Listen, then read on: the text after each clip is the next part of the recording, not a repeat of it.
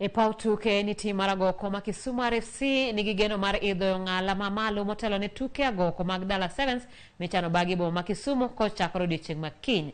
James Okoth nigi mathoth.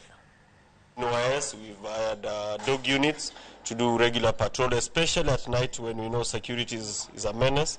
Dala Sevens e tielo mar 18 biro e kinde ma tim mar agoko mar Kisumu RFC ma en achiel kuom timbe 40 madhi laro loche tukego osegwele tuke mag Kenya Cup ka timbe madhi rado e pool B en mago mag Kabras, Daystar, Strathmore kod Kisumu. For Kisumu RFC, we're looking forward to hit the ground running. Our team is prepared.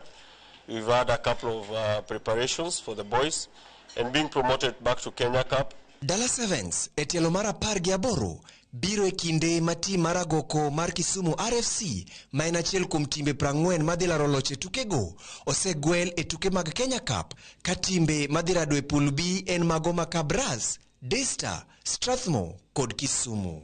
We've, I think, met all the competitors in the pool. That's in pool B, where we have Kabras, Daystar, Strathmore and Kisumu. So as a club, we look to have a podium finish as we forge our way forward. Tukego idhi tug e alap mar Jomo Kenyatta International Stadium kod alap mar kar tiegruok ma Kisumu National Polytechnic. Tukegi dhi bedo gi timbe 40, timbe 20, timbe 16 ema dhi goche Division 1, Division 2 gin timbe 24. Koro Division 1 idhi go Polytechnic, Division 1 idhi go Mamboleo Sports Ground, kasto Division 2 idhi go Polytechnic.